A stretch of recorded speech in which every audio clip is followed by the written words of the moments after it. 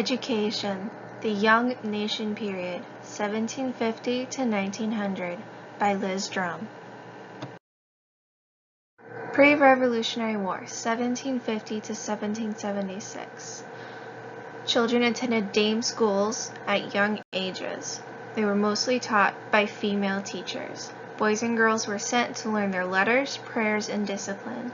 It was mostly a daycare center for the families in the area. New England common schools were built in large towns where it was a requirement by laws. Boys and girls attended the school and learned reading and writing. Education was neither free nor public, as parents had to pay high fees for children to attend. Parents that were not near schools hired private tutors for their children. Grammar schools were meant for privileged older boys where they learned mathematics, philosophy, and Latin. It was a means to continue to college, while others were educated just enough to read newspapers, Bibles, and do taxes. The Academy was founded by Benjamin Franklin in 1751. It was where academic and vocational subjects were taught to fill the Industrial Revolutionary needs. This was where a two-track system was introduced, one for vocational preparation and one for college preparation. Lifetime attendance in 1776 was less than 82 days for an average student. At the end of the Revolutionary War in 1776, there was a movement to remove British textbooks from all schools led by Noah Webster. Webster went on to write the Webster's Blue-Black Speller, which became the national textbook. The textbook focused on Americanizing the subjects and creating a new language to be spoken in the country. Thomas Jefferson wanted to nationalize schooling. He wanted to guarantee 3 years of school for all children, excluding slaves. He wanted to advance a few select students to college, excluding women. The public would pay for 6 years of schooling for the select few. He wanted this system in place in order to find a few geniuses from the rubbish to become the new aristocrats or leaders of the country. It was brought to vote 3 times from 1779 to 1817 and was defeated each time. The post-Revolutionary War time of 1776 to 1800. Immigration and industrial needs required expansion of schools. There was a focus on Americanization and moral development. Topics were taught in science, mathematics, and vocational education to fill the needs of the industrial boom.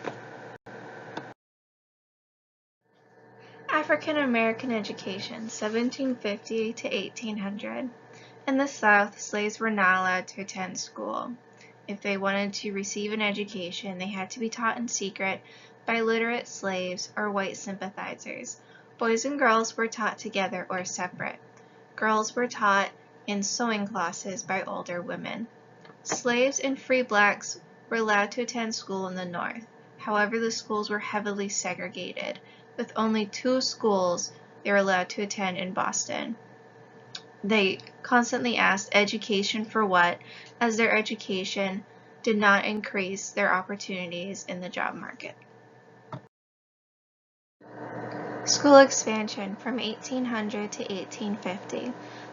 The idea of the common school was revamped. It was the beginning of compulsory education for everyone, though everyone was loosely interpreted to be mostly white boys with a few girls and a few African Americans. Common schools mostly taught the basics. Local schools were funded by local and state taxes for the first time. Universities also began to develop. The University of Virginia was founded by Thomas Jefferson in 1819, and Mount Holyoke College was funded by Mary Lyon in 1837. It was an all-women's college meant to provide women with the same opportunities as men. However, the main population of the country had more feeling for roads and canals than public education, as it required more taxation. Horace Mann was known as the father of American public schools. He was a Massachusetts Senate Majority Leader before being appointed Secretary of Education. He was the first to hold this title, however, he held no authority. To get a better understanding of education, he rode horseback district to district to observe schools. In 6 years, he observed over 1,000 schools. In his reports that he submitted to the government, he included that chairs with backs improve student concentration. He also included that blackboards and standardized textbooks would improve teaching and curriculum. He also included that the school building state affected a student's education. A school building that was falling apart would cause more stress compared to a new school building. He was also the first to report that teacher training was very important to the overall education experience. At the end of the report, he deduced that a Common Core curriculum needed to be in every school to equalize education. Schools should be free of charge, so parents would no longer have to pay the high fees for their children to attend. He also decided that schools need to be of the highest quality. Teacher training from 1750 to 1850. From 1750 to 1839, teachers were selected based on knowledge of subjects. There was absolutely no training. From 1750 to 1810, most male teachers who were selected were the ones who could not work in the fields or work in other vocational areas. From 1810 to 1850, the monitorial system was enacted. The system relied heavily on monitors, which were older, better students. They assisted in teaching younger students while receiving on-the-job training. This was a cheap way for teachers to be trained. In 1839, the first state-funded teacher training program was established in Lexington, Massachusetts. This resulted in normal schools being established. Normal schools were devoted to teacher preparation and education. Religion education, 1750 to the 1840s. Up to this point, the education was based on Protestant beliefs, and there were only Protestant Bibles found in the school classrooms. With the recent immigration boom, there's a rise of other religions. This resulted in nativism being prevalent in communities and the schools. In New York City, Irish Catholics were a prominent population, and they did not want to send their children to the public schools, as textbooks had anti-Irish and anti-Catholic views. This resulted in over 20,000 children refusing to attend school and running the streets. Bishop John Hughes stepped forward from St. Patrick's. He approached the city council and asked for public funds to open a Catholic school for the misplaced children. A public forum was held, however, the motion was rejected. John Hughes did go on to recreate a private Catholic school system later on. Because the motion was rejected, the city decided that school principals were required to go through every textbook in the schools and remove the intolerant views in order for the Irish Catholic students to return to school. Important laws in education from 1850 to 1865. In 1852, Massachusetts put into place a compulsory attendance law. This was in addition to a previous law passed in 1647. The law required children between 8 and 14 to attend school for at least 3 months out of the year, with at least a 3-week consecutive time period. This was a precursor which led to all states passing similar laws by 1918. In 1862, the first Morrill Act, or the Land Grant Colleges Act, was passed. This law granted every state 30,000 acres of public land to be used for colleges. The proceeds from selling the lands would be used to establish colleges in engineering, agriculture, and military service. This resulted in the establishment of over 70 colleges and universities.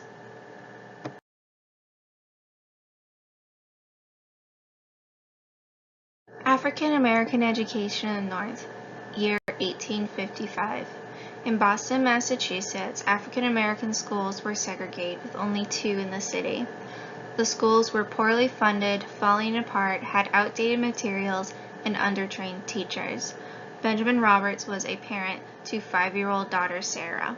He attempted to enroll her into one of the many white schools she had to pass to reach the one African American school she could attend in the area. No school would accept her, however, due to her race. Mr. Roberts went on to file a lawsuit on behalf of Sarah, Roberts versus Boston. The state Supreme Court ruled in favor of Sarah Roberts, which ended segregation in Massachusetts in public schools. This was the first state to end segregation in public schools. After the Civil War, to the West. After the Civil War, there is a massive push to settle the West.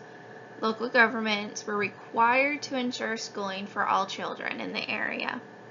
Towns competed for settlers with their schools. Wealthy towns built ornate school buildings, while poorer towns put schools wherever there was space. This included sod dugouts and defunct saloons. Some districts could cover up to 1,000 miles. Lessons in the school focused on morals and literature. The McGuffey Readers were the main textbooks in the West. The readers focused on morals of society found on the East Coast and in the North. With the settlement of the West came a desperate need for teachers. This resulted in the rise of women entering the field. Women were hired as they had a natural child-rearing skills, but were actually just cheaper. Catherine Beecher was one of the main advocates behind women becoming teachers. However, the women were met with dismal conditions. There were constant gunfights, boarding issues, with one woman sharing a 2-bedroom home with 10 other people. Adult illiteracy was very high. The school buildings were also poorly built or falling apart. There were openings in walls, resulting in animals coming in sometimes. Catherine Beecher was the main advocate of women becoming teachers. She also advocated the public school's responsibility to teach moral, physical, and intellectual development to children in the West. She called on women to teach as it was their moral calling. She went on to found normal colleges to teach women to become teachers. She made teaching a normal career for middle-class women, as women at that time were expected to be home workers and stay in the town where her family was. She wanted to create a profession just for women.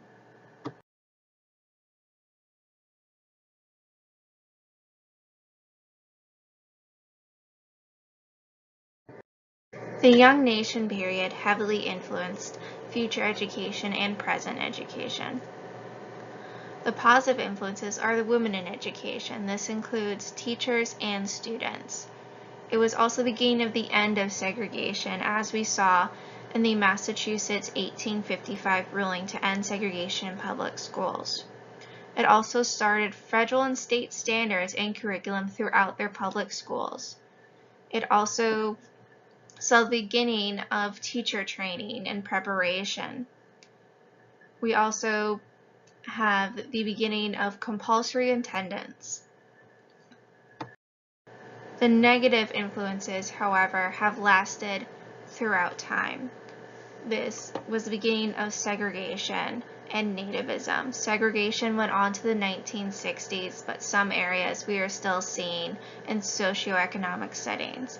Nativism we can still see today in communities and schools.